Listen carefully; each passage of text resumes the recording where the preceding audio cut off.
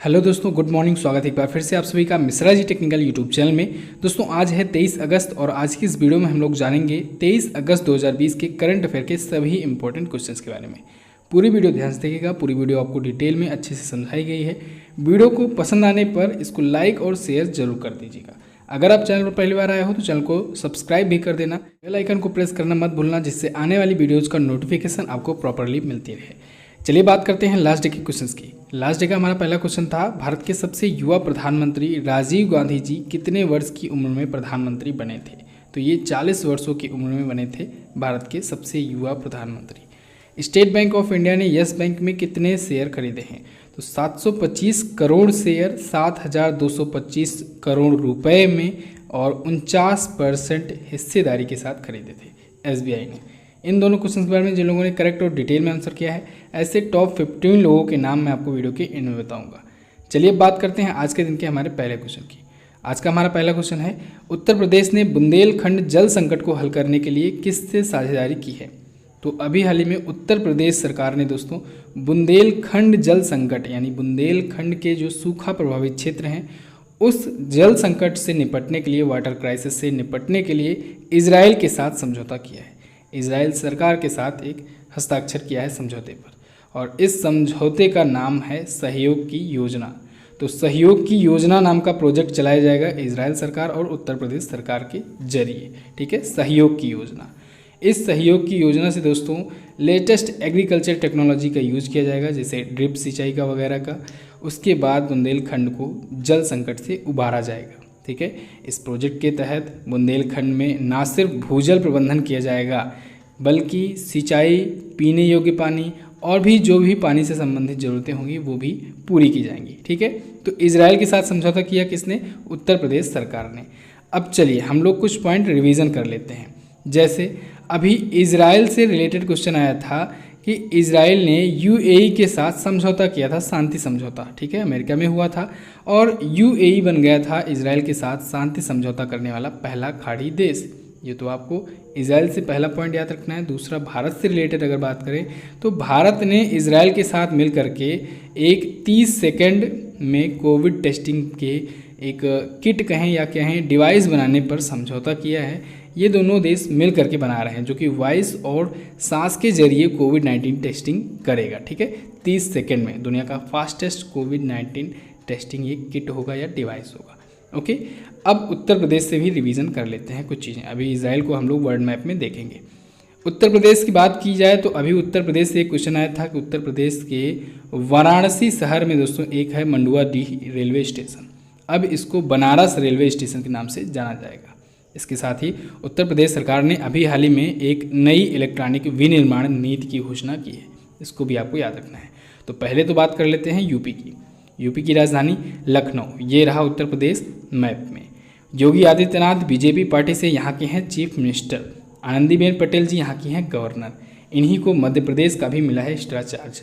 Dudhwa national park और चंद्रप्रभा गेंद century ये है उत्तर प्रदेश में। उत्तर प्रदेश के हाईकोर्ट का नाम है इलाहाबाद हाईकोर्ट और इलाहाबाद हाईकोर्ट के चीफ जस्टिस हैं गोविंद माथुर जी। उत्तर प्रदेश में सबसे ज़्यादा विधानसभा सीटें हैं, 403+1 सीटें हैं। सबसे ज़्यादा राज्यसभा में और लोकसभा में सीटें उत्तर प्रदेश से ही जाती हैं। राज्यसभा में सबसे ज़्यादा 31 सीटें यहाँ से जाती हैं और लोकसभा में सबसे ज़्यादा 80 सीटें उत्तर प्रदेश से ही जाती हैं। क्लियर है बिल्कुल। चलिए अब बात करते हैं इजराइल की। तो सबसे पहले वर्ल्ड मैप में ये रहा हमारा प्यारा भारत। यहाँ से दोस्तों हम लोग आएंगे अरब देशों की तरफ और यहाँ पर आपको दिख जाएगा इजराइल, छोटा सा देश है इजराइल। ठीक है, ये रहा इजराइल।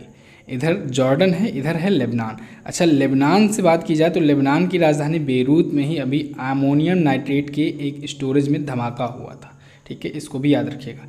इजराइल के बारे में बात की जाए, इजराइल की राजधानी है यरूशलेम। पीएम है यहाँ के बेंजामिन नेतन्याहू, जो कि 5वीं बार बने हैं प्रधानमंत्री यहाँ के। यहाँ की करेंसी है न्यू शकेल।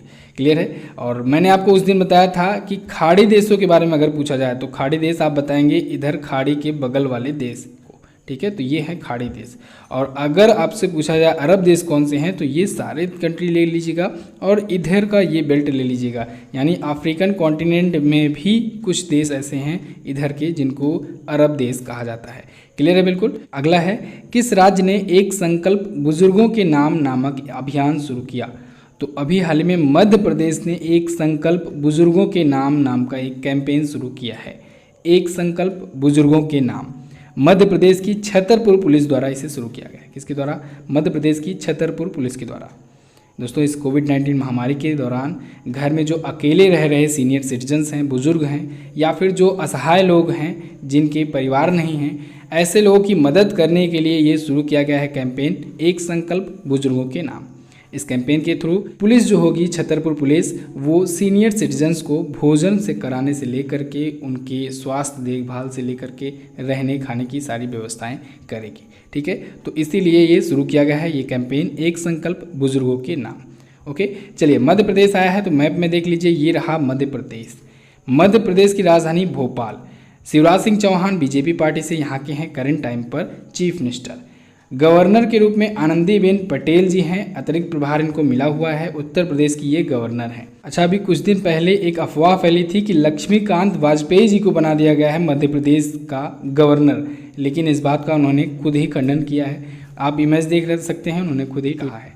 तो मध्य प्रदेश की अभी अतिरिक्त प्रभार पर आनंदीबेन पटेल जी ही गवर्नर का पद संभाल रही हैं। क्लियर है? कान्हा किसली नेशनल पार्क और बांधवगढ़ नेशनल पार्क ये कहाँ पर है? मध्य प्रदेश में ही है। मध्य प्रदेश हाईकोर्ट के करंट टाइम पर जो चीफ जस्टिस हैं वो हैं अजय कुमार मित्तल जी। मध्य प्रदेश अपना बॉर्डर दोस्तों किससे शेयर करता है? ये अपना बॉर्डर उत्तर प्रदेश से शेयर करता है, छत्तीसगढ़ से शेयर करता है, महाराष्ट्र से, गुजरात से और राजस्थान से अपना बॉर्डर शेयर करता है। अच्छा, मध्य प्रदेश की राजधानी है भोपाल, और भोपाल से मैंने आपको याद कराया था भोजताल। भोजताल आप लोग भोपाल से याद रखेंगे। भोजताल झील जो है वो है मध्य प्रदेश में ही। ठीक है, मध्य प्रदेश में दो बड़ी नदियां बहती हैं, नर्मदा और ताप्ती। और नर्मदा और ताप्ती नदी की खूबी ये है दोस्तों कि ये जो दो नदियां हैं ये सबसे बड़ी नदियां ऐसी हैं जो पूर्व से पश्चिम की ओर बहती हैं, यानी उल्टी दिशा में बहती हैं। बाकी नदियां आप लोग देखोगे इधर से बहती हैं, ठीक है, पश्चिम से पूर्व की तरफ बहती हैं। लेकिन नर्मदा और ताप्ती दो बड़ी ऐसी नदियां हैं भारत की जो पूर्व से पश्चिम की ओर बहती हैं। इसको भी ध्यान रखिएगा, पूछा जाता है कई बार एग्जाम में। चलिए अगला क्वेश्चन देख लेते हैं। नेक्स्ट है, भारत के नए चुनाव आयुक्त कौन बनाए गए? तो भारत के नए चुनाव आयुक्त दोस्तों बनाए गए हैं राजीव कुमार जी। राजीव कुमार ये पूर्व वित्त सचिव रह चुके हैं, इससे पहले वित्त सचिव ही थे। इनको बना दिया गया है नया चुनाव आयुक्त। किसकी जगह पर आएंगे? ये आएंगे अशोक लवासा जी की जगह पर। अभी आपको कुछ ही दिन पहले मैंने इनके बारे में बताया था, अशोक लवासा जी के बारे में, कि इन्होंने इस्तीफा दे दिया है। इन्होंने एडीबी में उपाध्यक्ष का पद संभालने के लिए इस्तीफा दे दिया चुनाव आयुक्त के पद से। ठीक है, एडीबी में उपाध्यक्ष ये नियुक्त कर दिए गए हैं एशियन डेवलपमेंट बैंक में, अशोक लवासा जी। तो अब चुनाव आयुक्त का एक पद खाली हो गया, तो इनकी जगह पर राजीव कुमार जी को बना दिया गया भारत का नया चुनाव आयुक्त। ओके, राजीव कुमार जी जो हैं ये झारखंड कैडर के 1984 बैच के 1984 बैच के आईएएस ऑफिसर हैं। और जैसे कि मैंने आपको बताया, इससे पहले ये वित्त सचिव थे। जुलाई 2019 में इनको वित्त सचिव के रूप में नियुक्त किया गया था। तो अब ये अशोक लवासा जी की जगह लेंगे। क्लियर है? अभी अशोक लवासा जी का इस्तीफा मंजूर नहीं हुआ है, 31 अगस्त को इनका पूरा कार्यकाल होगा। 31 अगस्त के बाद से इनका इस्तीफा मंजूर हो जाएगा। ठीक है, तो अब इनकी जगह पर ये आ जाएंगे राजीव कुमार जी। चलिए चुनाव आयोग के बारे में भी हम लोग जान लेते हैं। चुनाव आयोग के बारे में कई बार आपको बताया गया है कि भारत के संविधान में अनुच्छेद 324 में आर्टिकल 324 में ये कहा गया है कि भारत का चुनाव आयोग जो होगा वो एक स्वायत्त संस्था होगी। ठीक है, भारत का चुनाव आयोग एक स्वायत्त संस्था है। इसके करंट टाइम पर चीफ इलेक्शन कमिश्नर यानी मुख्य चुनाव आयुक्त हैं सुनील अरोड़ा जी। ध्यान रखिएगा, मुख्य चुनाव आयुक्त एक होता है और इसके नीचे दो इसके सहयोग के लिए होते हैं चुनाव आयुक्त। तो पहले जो चुनाव आयुक्त हैं वो हैं सुशील चंद्रा जी, और अभी हाल ही में राजीव कुमार जी को बना दिया गया है नया चुनाव आयुक्त। तो दो चुनाव आयुक्त का नाम आपको याद रखना है, सुशील चंद्रा और राजीव कुमार। लेकिन चीफ इलेक्शन कमिश्नर यानी मुख्य चुनाव आयुक्त की बात की जाए तो सुनील अरोड़ा जी हैं। क्लियर? बिल्कुल। नेक्स्ट बात करते हैं।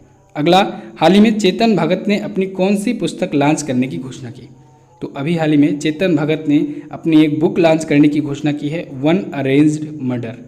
ये बुक इनकी सितंबर में लॉन्च होगी, 28 सितंबर को। 28 सितंबर 2020 को इनकी बुक ये लॉन्च होगी। इसका ट्रेलर इन्होंने लॉन्च कर दिया है। इस बुक को पब्लिश किया जाएगा वेस्टलैंड पब्लिकेशन के द्वारा। किसके द्वारा? वेस्टलैंड पब्लिकेशन के द्वारा।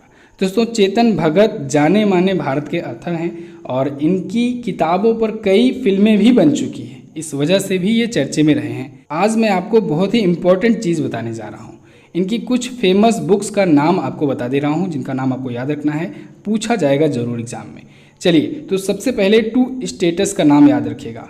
ये फिल्म भी हिट हुई थी, इन्हीं की बुक के ऊपर बनी थी, ठीक है। इसके साथ ही इन्होंने the 3 mistakes of my life नाम की बुक लिखी है। हाफ गर्लफ्रेंड के नाम पर एक बुक लिखी है, हाफ गर्लफ्रेंड पर भी एक मूवी बन चुकी है। इसके साथ ही वन इंडियन गर्ल नाम की पुस्तक भी ये लिख चुके हैं और रिवॉल्यूशन 2020 नाम की बुक भी ये लिख चुके हैं। तो इनकी कुछ फेमस बुक्स हैं ये चेतन भगत की, याद रखना है। चेतन भगत बहुत ही चर्चित लेखक हैं, इनसे क्वेश्चन बनते हैं एग्जाम में। चलिए अगला देखते हैं। हाल ही में SBI का चौथा प्रबंध निदेशक किसे नियुक्त किया गया? तो अभी हाल ही में अश्वनी भाटिया जी को SBI में चौथा प्रबंध निदेशक यानी मैनेजिंग डायरेक्टर नियुक्त किया गया है। SBI यानी state bank of India. Ashwani Bhatia ji आएंगे PK गुप्ता जी की जगह पर। किसकी जगह पर? PK गुप्ता जी की जगह पर आएंगे अश्वनी भाटिया। PK गुप्ता जी अभी मार्च में इस्तीफा दिए थे, ठीक है, रिटायर हुए थे। SBI के चौथे प्रबंध निदेशक का क्या मतलब है? इसका मतलब ये है कि इसके 3 और प्रबंध निदेशक हैं, 3 और MD हैं। कौन कौन हैं? अरिजीत बसु हैं, CS शेट्टी हैं और दिनेश खारा। ये 3 तो इसके पहले से ही हैं, MD मैनेजिंग डायरेक्टर। एक और मैनेजिंग डायरेक्टर आ गए हैं, अश्वनी भाटिया। तो चौथे मैनेजिंग डायरेक्टर के रूप में ये नियुक्त किए गए। SBI आया है, SBI के बारे में जान लीजिए। State bank of India Bharat की सबसे बड़ी सरकारी बैंक है। 1955 में हुई थी इसकी स्थापना। इंपीरियल बैंक का नाम बदल करके स्टेट बैंक ऑफ इंडिया किया गया था। इंपीरियल बैंक 1921 में बना था, इसकी स्थापना हुई थी, लेकिन बाद में 1955 में इंपीरियल बैंक का नाम बदलकर स्टेट बैंक ऑफ इंडिया कर दिया गया।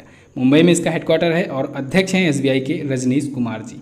क्लियर है बिल्कुल दोस्तों। आप लोगों को ऐसे ही detail current affair material provide करने के लिए ई-बुक्स तैयार की जाती है। प्रत्येक मंथ हिंदी और इंग्लिश दोनों लैंग्वेज में तैयार की जाती है, जहां पर आप लोग अपने पास ये सारा का सारा कंटेंट स्टोर कर सकते हो। चाहे आपका एग्ज़ाम कभी भी हो, अगले 6 महीनों में, अगले 1 साल में, तो आपके पास डेली करंट अफेयर वाली फीलिंग होती है। डेली करंट अफेयर में जिस तरीके से एक्सप्लेन करके समझाया जाता है, बताया जाता है, ऐसे ही आपके पास ये डेटा स्टोर रहता है ई-बुक के माध्यम से। नहीं तो होता क्या है, आप लोग देखते होंगे, दिखाई देता होगा top 500 one liner, top 20 one liner, top 50 one liner. ये वन लाइनर पढ़ने से काम नहीं चलता है। जब तक आपको डिटेल नॉलेज नहीं रहेगी क्वेश्चन का, तब तक आप क्वेश्चन भूल जाओगे, रट कर जाओगे एग्जाम में और कंफ्यूज रहोगे और फिर गलतियां कर कर चले आओगे। तो इसी वजह से जब भी पढ़ो डिटेल में पढ़ो और उसके कारण को जानकर पढ़ो, उसके बारे में फैक्ट जान करके पढ़ो। तो फैक्ट वगैरह सब कुछ स्टोर रहता है आपके पास और ये रिवीजन करने का बहुत ही अच्छा माध्यम है। आपको प्रैक्टिस सेट भी दिया जाता है एंड में, जिससे आप लोग क्विकली प्रैक्टिस सेट भी सॉल्व कर सको। डिटेल में कैटेगरी वाइज पढ़ो ही, उसके बाद प्रैक्टिस सेट भी सॉल्व कर सको। दोस्तों, आपका नोट्स आपके एग्ज़ाम का सच्चा साथी होता है।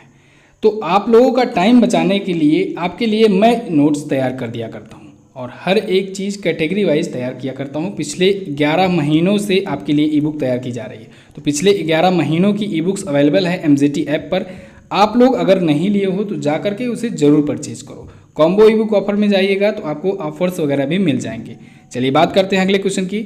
नेक्स्ट है, हाल ही में कर्नाटक बैंक ने किसे अतिरिक्त निदेशक नियुक्त किया? तो अभी हाल ही में कर्नाटक बैंक के अतिरिक्त निदेशक नियुक्त हुए हैं AV चंद्रशेखर राव जी और प्रदीप कुमार पांजा। यानी उपरोक्त दोनों को नियुक्त किया गया है अतिरिक्त निदेशक के रूप में, एडिशनल डायरेक्टर के रूप में कर्नाटका बैंक में, ठीक है। AV चंद्रशेखर राव जी जो हैं ये कर्नाटक हाईकोर्ट के पूर्व न्यायाधीश रह चुके हैं और वहीं प्रदीप कुमार पांजा जी जो हैं ये SBI के पूर्व MD रह चुके हैं। 2015 में ये रिटायर हुए थे, ठीक है। SBI के पूर्व MD रह चुके हैं, मैनेजिंग डायरेक्टर रह चुके हैं। तो इन दोनों लोगों को कर्नाटक बैंक का अतिरिक्त निदेशक नियुक्त किया गया है। कर्नाटक बैंक आया है, इसके बारे में भी थोड़ा सा जान लीजिए। इसकी स्थापना दोस्तों हुई थी 1924 में, 1924 में। मैंगलोर में है इसका हेडक्वार्टर और महाबलेश्वर MS जी हैं इसके वर्तमान में अध्यक्ष। नेक्स्ट बात करते हैं। अगला है, हाल ही में किस खिलाड़ी ने विश्व स्नूकर चैंपियनशिप 2020 का खिताब जीता? तो अभी हाल ही में रानी ओसुलिवान ने, किसने? रानी ओसुलिवान ने जीता है दोस्तों वर्ल्ड स्नूकर चैंपियनशिप 2020 का खिताब। इन्होंने किरेन विल्सन को हराया है। किसे हराया? किरेन विल्सन को हराया है। इनके करियर का ये 6वां वर्ल्ड चैंपियनशिप था दोस्तों। वर्ल्ड चैंपियनशिप 6ठी बार ये जीते हैं। इससे पहले ये 2001 में जीते थे, फिर 2004 में जीते, फिर 2008 में जीते, फिर 12 में और उसके बाद 2013 में जीते थे, ठीक है, रानी ओसुलिवान। तो इन्होंने जीत लिया है वर्ल्ड स्नूकर चैंपियनशिप। अच्छा, इन्होंने एक और रिकॉर्ड अपने नाम किया है।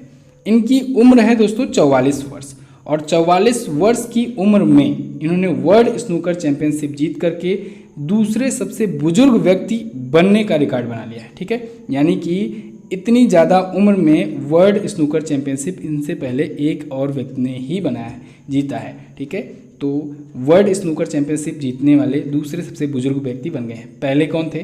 तो पहले थे रेडर्न। उन्होंने 1978 में ये रिकॉर्ड अपने नाम किया था। उनकी उम्र 45 वर्ष थी रेडर्न की। क्लियर, इसको भी याद रखिएगा। इसके साथ ही ये वर्ल्ड रैंकिंग में दूसरे पोजीशन पर भी पहुंच गए हैं। अच्छा, पंकज आडवाणी का भी संबंध स्नूकर और बिलियर्ड से है। ये क्वेश्चन एग्जाम में कई बार रिपीट हुआ है। आपको खिलाड़ी का नाम दे देगा और पूछ लेगा कि इस खिलाड़ी का संबंध किस खेल से है। तो ऐसे क्वेश्चन भी बनते हैं एग्जाम में। अगर आप एग्जाम दिए करते हो तो आपको ज़रूर ही पता होगा। आपके लिए दोस्तों कल वीडियो आई थी राष्ट्रीय खेल पुरस्कारों की। बहुत ही इंपॉर्टेंट वीडियो है। राष्ट्रीय खेल पुरस्कारों की नेशनल स्पोर्ट्स अवार्ड की घोषणा हो चुकी है। 29 अगस्त को यानी राष्ट्रीय खेल दिवस के दिन दिया जाएगा। इस पर मैंने कल डिटेल वीडियो अपलोड की है। अगर आपने नहीं देखा है तो चैनल पर जाकर के देख लीजिए। बहुत ही इंपॉर्टेंट वीडियो है। इस बार 5 व्यक्तियों को दिया गया है दोस्तों राजीव गांधी खेल रत्न। तो ऐसे में क्वेश्चंस यहाँ पर बहुत ही इंपॉर्टेंट बन जाते हैं और यहाँ से क्वेश्चन जरूर एग्जाम में बनेंगे। चलिए अगला है, हाल ही में भारतीय तटरक्षक बल ने किस इंटरसेप्टर बोट को कमीशन किया? तो अभी हाल ही में इंडियन कोस्ट गार्ड्स ने दोस्तों ICGS C454 को कमीशन किया है। ये एक इंटरसेप्टर बोट है और इसको कमीशन किया है अभी हाल ही में इंडियन कोस्ट गार्ड ने। कहाँ पर किया है? तो सूरत में। ठीक है, सूरत गुजरात में है सूरत, और वहाँ पर इसने कमीशन किया है। इसको बनाया है यानी निर्माता है लार्सन एंड टूब्रो, LNT। ठीक है, लार्सन एंड टूब्रो कंपनी ने इसका निर्माण किया है। इस इंटरसेप्टर बोट की मैक्सिमम स्पीड की बात की जाए तो वो है 83 kmph, किलोमीटर पर हावर। क्लियर है। इंडियन कोस्ट गार्ड आया, इसके बारे में भी थोड़ा सा जानिए। इसकी स्थापना हुई थी दोस्तों 1978 में, 1978 में हुई थी इसकी स्थापना। नई दिल्ली में है इसका हेडक्वार्टर और वर्तमान में डायरेक्टर जनरल हैं कृष्णा स्वामी नटराजन जी। नेक्स्ट बात करते हैं। अगला है, हाल ही में किसे लगातार तीसरी बार इक्वेटोरियल गिनी का प्रधानमंत्री बनाया गया?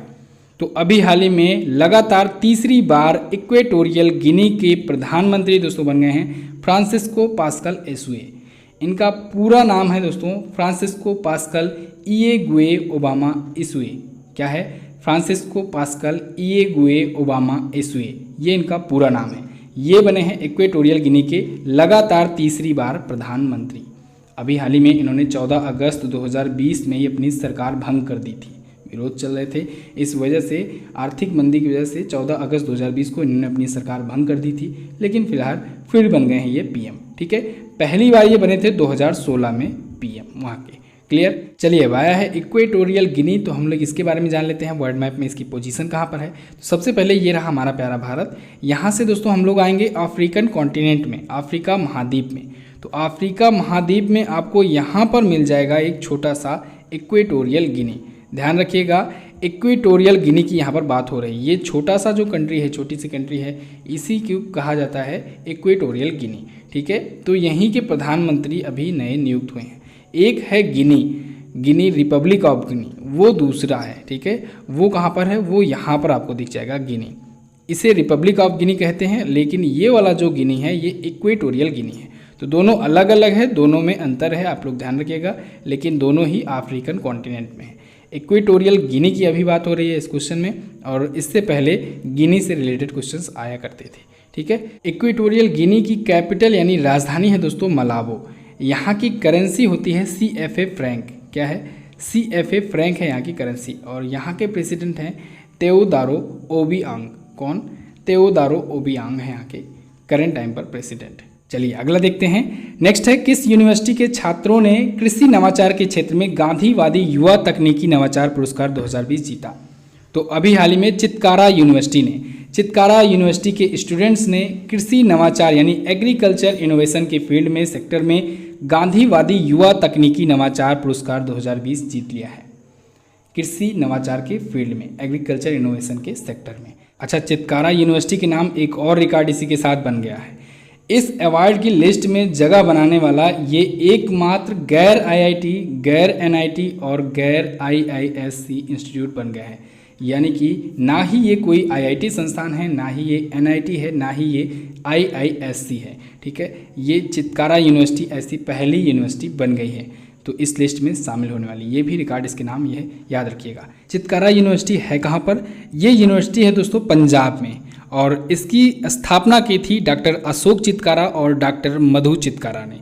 क्लियर है बिल्कुल? चलिए, तो बस दोस्तों ये तो था हमारा आज का दिन का top 10 current affair. I hope आपको वीडियो पसंद आई होगी, काफ़ी कुछ सीखने को मिला होगा। अगर वीडियो पसंद आई है तो वीडियो को लाइक कर दीजिए, अपने दोस्तों के साथ ईमानदारी से इसे शेयर कर दीजिएगा। कम से कम 5 से 10 लोगों के पास आप लोग शेयर कर ही दिया करो। आप लोग दोस्तों शेयर करते हो, सपोर्ट करते हो, तो मुझे भी अच्छा लगता है, मोटिवेशन मिलता है, और मैं अगले दिन और अच्छे से समझाने का प्रयास करता हूँ। देखिए, हमारे पास टाइम लिमिट होती है 15 से 20 मिनट की। इन 15 से 20 मिनटों में आपके लिए बेस्ट तरीके से एक्सप्लेन करके देना पड़ता है क्वेश्चंस को। बदले में हमको चाहिए क्या होता है? आपका प्यार और सपोर्ट। आपको वीडियो को लाइक कर देना है और सपोर्ट करने के लिए चैनल को सब्सक्राइब भी कर देना है। ठीक है, चलिए अब बात करते हैं क्वेश्चन ऑफ द डे की। आज का आपके लिए पहला क्वेश्चन है, वर्ष 2020 में कितने व्यक्तियों को लाइफ टाइम अचीवमेंट कैटेगरी में द्रोणाचार्य का पुरस्कार दिया गया? जैसे कि मैंने आपको बताया कि अभी कल ही मैंने नेशनल स्पोर्ट्स अवार्ड पर वीडियो अपलोड की है, जाइए देख लीजिए, बहुत ही इंपॉर्टेंट वीडियो है। अगला है विश्व फोटोग्राफी दिवस, ये कब मनाया जाता है? दोनों क्वेश्चन है इंपॉर्टेंट, दोनों के बारे में आपको जो पता हो डिटेल में जरूर आंसर कीजिएगा। अब आप दोस्तों वीडियो देख लिए हो तो जाओ जल्दी से MZT ऐप पर ओपन करो। MZT ऐप नहीं इंस्टॉल की हो तो उसे इंस्टॉल करो, उसमें जाकर के इसकी क्विज भी सॉल्व कर लो। सबसे पहले क्विज आपको प्रोवाइड की जाती है, तो आप लोग सबसे पहले क्विज जरूर सॉल्व कर लिया करो। इसके साथ ही दोस्तों स्टडी मटेरियल, ई बुक्स, उसके बाद वीडियोस फ्री में, PDF फाइल, सब कुछ आपको वहाँ पर मिल जाएगा। तो आप लोग MZT ऐप को जरूर इंस्टॉल करके रखो। चलिए बात करते हैं उन टॉप लोगों के नाम जो लोग कल की वीडियो में डिटेल में और करेक्ट आंसर किए थे। उनके नाम हैं रमजान खान, राहुल कुमार, मोहम्मद जारिफ, नेहा जायसवाल, मनु पांडे, श्यामशेर कुमार, रेखा बुनकर, ब्रह्मा रावत, रविशंकर, स्वीटी, साबिर आलम, पराग और सुजीत कुमार। इतने लोगों ने करेक्ट आंसर किया था और डिटेल में आंसर किया। भी लोग करेक्ट आंसर किया करो और डिटेल में आंसर करने का प्रयास किया करो। मिलते हैं अगले दिन की वीडियो में, तब तक के लिए नमस्कार, जय हिंद, वंदे मातरम।